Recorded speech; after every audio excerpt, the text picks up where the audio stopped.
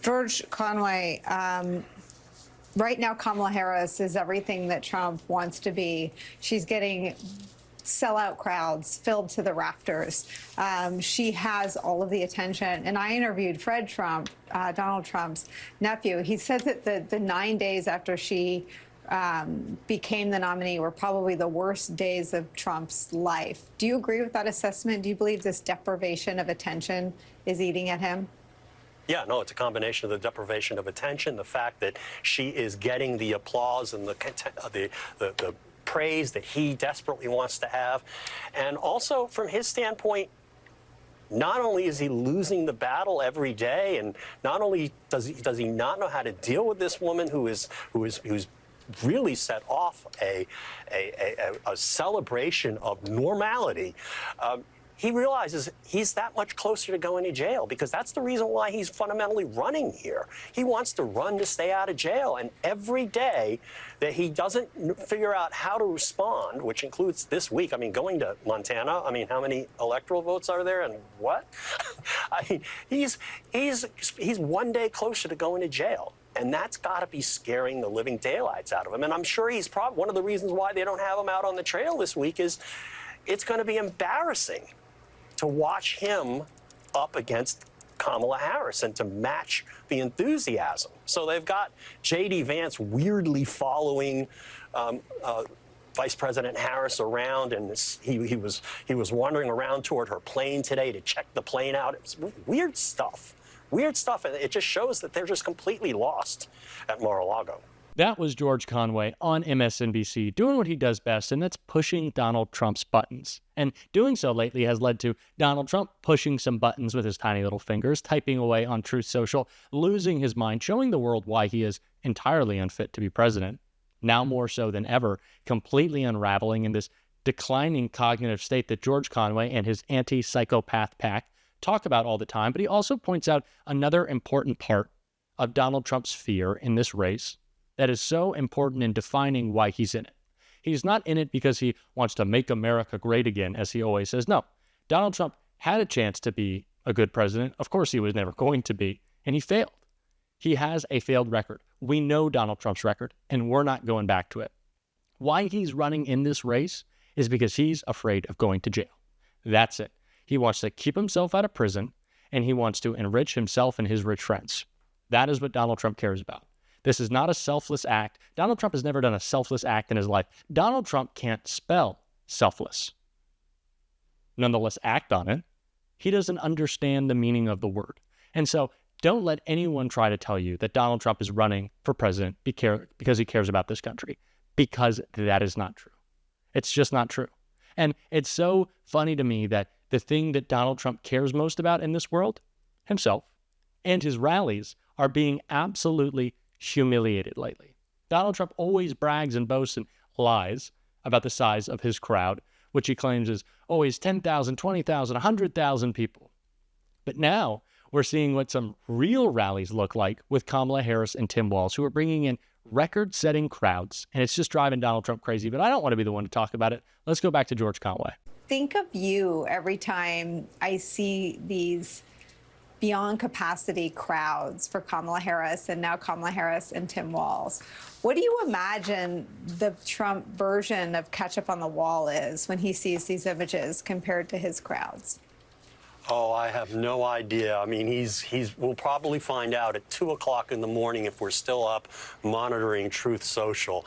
I mean, he can't be liking this. This is his idea that crowd size matters all, and it's all about his ego from his standpoint. And now he can't fill the very same venues that Kamala Harris has been filling. One in Atlanta, the one yesterday at Temple University in Philadelphia. I mean, when you contrast the enthusiasm and the people filled to the rafters at Kamala Harris's rallies as opposed to Donald Trump's, I mean, it's quite a comparison.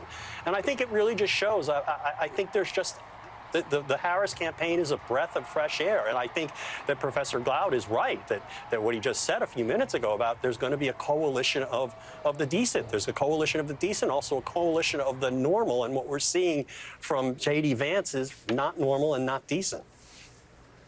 as George Conway says, Donald Trump is being driven mad by this attention that Kamala Harris is getting. And it really makes me laugh because Kamala Harris, although she is excited about the momentum that is behind her campaign, she is excited that she is re-energizing democracy.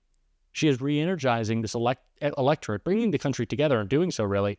She doesn't care about herself. She doesn't care that people are excited about her, not in that way, not like Donald Trump does.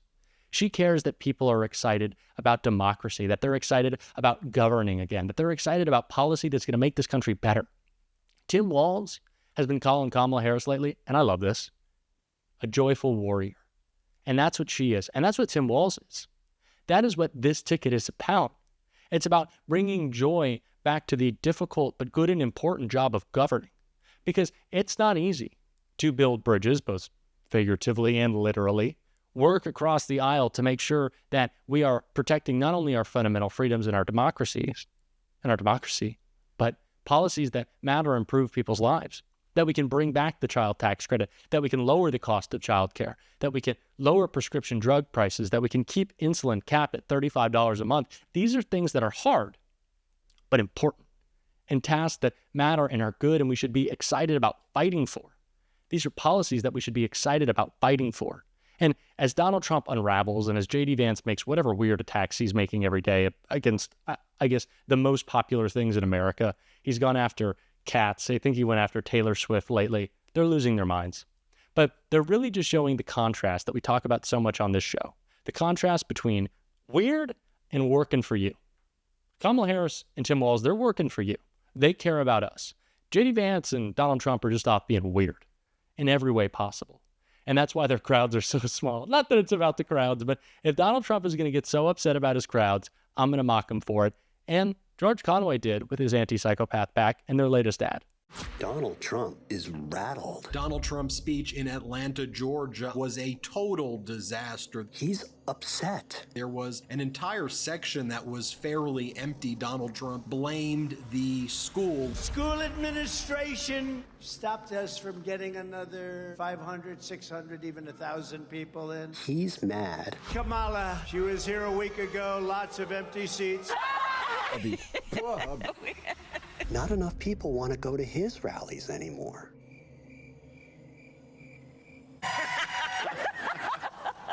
They want to go to Kamala Harris's.